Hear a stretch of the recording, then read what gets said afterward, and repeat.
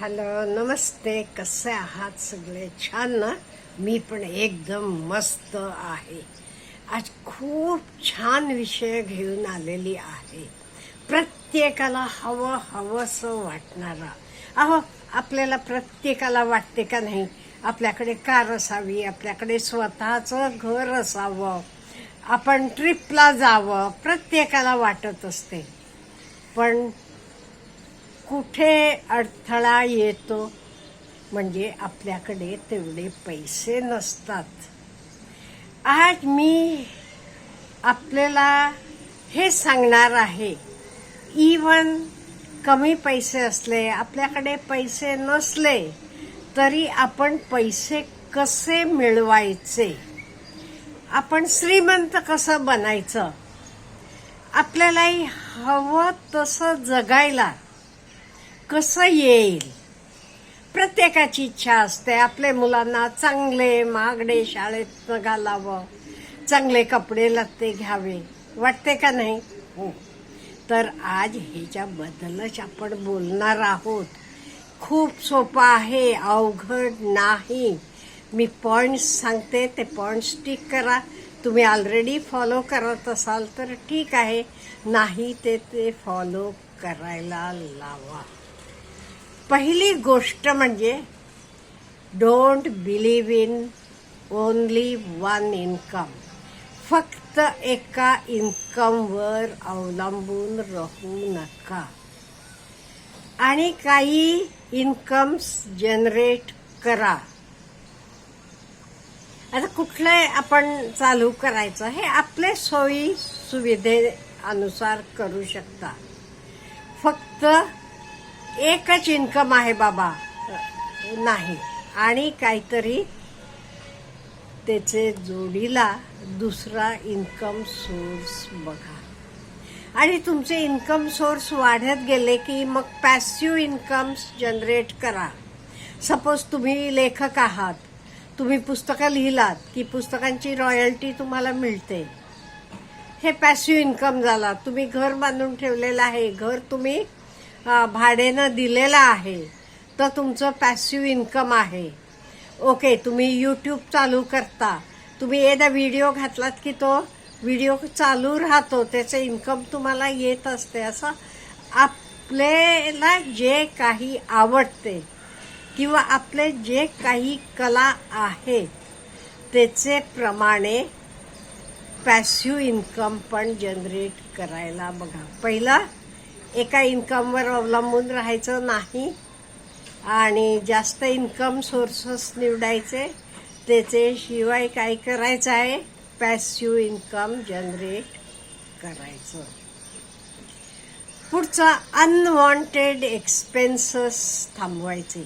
कित्येक वेळा काय होते माहिती का, आपण मॉलमध्ये जातो, डीमार्ट असेल, कुठलाही मार्ट असेल, तिथे सगळं बघून आपल्याला नको होतं. एवढं सुंदर मांडलेलं असते, एवढं छान असते, तर बघून आपल्याला कित्येक वेळा एवढा मोह होतो की आपण घेऊन टाकतो. असं मोह टाळायचं. अनवॉन्टेड नको असलेल्या गोष्टी खरेदी करायच्या नाही. मग काय करायचं मॅडम, आपल्याला काय हवंय तर सगळं खरेदी करायचं. आणि म्हणून काय करायचं, आपण शॉपिंगला जाताना लिस्ट करून घेऊन जायची, मला काय काय घ्यायचं आहे आणि मला काय घ्यायचं आहे त्याच्याप्रमाणे खरेदी करत जायचं. आणि हे बघा, आपलं जीवन सगळ्यांना सारखं आहे. सगळ्यांना का नाही 24 तास असतात दिवसात. मग काही लोक ते तासात जास्त मिळवतात आणि श्रीमंत होतात आणि काही लोक नाही. का म्हणजे तो आपण वेळ कसं वापरतो ह्याचा आपण हिशोब ठेवलेला नाही. त्यामुळे आपण आपला वेळ का नाही पैसेपेक्षा सुद्धा महत्वाचा आहे. त्यामुळे आपण तो वेळ कसा वापरतो, वाया घालवतो का, हा विचार आपण करायला पाहिजे. आणि काही लोक म्हणतील, अहो काय कंजूस, अमुक ह्याला सुद्धा कंजूसी करतो, अमुक तमुक. मग 1-1 रुपया सुद्धा हे कर, तर बरोबर आहे का? हा, तर बरोबर आहे नाही, चूकही नाही. का सांगते मी? त्याला कंजूस म्हणू शकता का तुम्ही? नाही. का? अहो, तुम्ही मुंगी बघितली आहे का नाही? मुंगी, एवढीशी मुंगी, ती सुद्धा आपले पुढचे पावसाळा असेल, येणारे काळासाठी धान्य कसं साठवून ठेवते. त्यामुळे एदा तुम्हाला वाटते हा 1 रुपया, 5-10 रुपये, काय 100 रुपये काही नाहीये, 500 काही नाही, असं करत करत आपण किती पुढे खर्च करत जातो. त्यामुळे ह्याला आपण जरा आळा घालायचा. ते आपल्याला डिसिप्लिन पाहिजे. पैसेत पण डिसिप्लिन पाहिजे. डिसिप्लिन म्हणजे कसं, कुठे खर्च करायचा, काय करायचं, हे आपल्याला व्यवस्थितपणे डिसिप्लिन पाहिजे. तरच आपण व्यवस्थितपणे तर खर्च करू शकतो आणि अननेसेसरीली आपले पैसे जात नाही. आता अननेसेसरी कसे जातात, मी तुम्हाला एक साधं खरं घडलेलं मी बघितलेलं एक्झाम्पल देते. खूप वर्षापूर्वीची घटना. आम्ही मॉलमध्ये गेलो होतो. मॉलमध्ये तुम्हाला माहीत आहे तिथे किती एकाला एक फ्री असते, निम्मे किमतीवर असते, एवढंच काय 60% ऑफ वगैरे असते. माझी एक मैत्रीण बरं का, तिच्या घरात कोणी लहान मूल नाही, पण ती छोटी सायकल असते का नाही, 3 चाकाची, छोटे मुलांना आपण देतो तसली सायकल कमीला होती. 60% त्याच्यावर डिस्काउंट होता. ती म्हणाली घेतलेली बरी की, म्हणून घेऊन ठेवली. कशासाठी घेतलीस म्हटलं, तुझ्या घरात कोणी नाहीये, तुझे कोणी जवळचं नाही, त्यांना देव्या म्हटलं की अहो कोणाचे वाढदिवस तर हे आलं की देता येते की, एवढं स्वस्त कुठे मिळते का? नुसतं आकर्षण दिसलं म्हणून नाही, हे चांगलं नाही. आणि गरज नसते तिथे खर्च करायचं नाही. नो डाऊट आपल्याकडे भरपूर असला करायला हरकत नाही, ठीक आहे. आता BMW गाडी घ्यायची, ही गाडी घ्यायची आहे का लोन बिन करून, जरा विचार करा ना. त्यामुळे गाडी पाहिजे मला, मग महागड्यातली गाडी पाहिजे का, हे आपण जरा तारतम्यानं बघायला पाहिजे. अंथरूण पाहून पाय पसरा म्हणतात.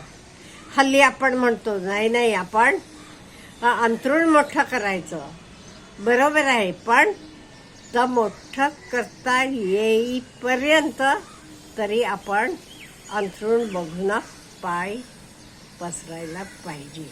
म्हणजे आपला लाईफस्टाईल. आणि तर एवढं सोपं नसते चेंज करायला. एकदा आपण फॉलो केलं का नाही, अगदी सोपं नाहीये चेंज करणं. पण आज माझ्याकडे आहेत म्हणून सगळं उडवून टाकायचं का? नाही. का नाही म्हणते मी, म्हणजे हे बघा, कधी कोणाचा जॉब जाईल हल्लीचे दिवसात तरी आपल्याला माहीत आहे. त्यामुळे अशा वेळी आपण जरा विचारानं वागायला पाहिजे का नको. एवढेसाठी तुम्हाला जास्त sources of income, passive income, हे सगळं गरजेचं असते. आणि इवन तुमचा किती पगार असू देत, किती कमी असेल, तुम्ही काय करायला पाहिजे, 3 बँक अकाउंट असायला पाहिजे ना. 3 किंवा जास्त ठेवू शकता. पहिला एक तुमचं इन्कम अकाउंट, जे तुमचं पगार काय येतं आहे. दुसरा एक्सपेंडिचर अकाउंट, कुठे एक्सपेंडिचर खर्च करता तो. आणि तिसरा इन्व्हेस्टमेंट. हे बघा, दिवस सांगून येत नाही, कधी कोणाला गरज पडेल, काही एमर्जन्सी निघेल. एवढेसाठी आपण आधीच जरा बाजूला ठेवायला पाहिजे. नाही ते काही घडलं की मग लोकांकडे हात पसरत जाण्यात अर्थ नाही. आणि आपल्याला माहित आहे आपल्याकडे नसला की देणारा कोणी नसतो. त्यामुळे किती आपण गरीब असलो तरी आपण व्यवस्थितपणे डिसिप्लिनरी टाईपनं मॅनेज केलं की आपण श्रीमंत बनू शकतो. आपल्याकडे पण 4 पैसे राहू शकतात. पण त्याला आपलं डिसिप्लिनरी फायनान्शियल लाईफ पाहिजे. हो, आता हेल्थसाठी कसा डिसिप्लिन पाहिजे, इन द सेम वे आपले फायनान्ससाठी सुद्धा आपल्याला डिसिप्लिन आणि प्लॅनिंग हे महत्त्वाचं आहे.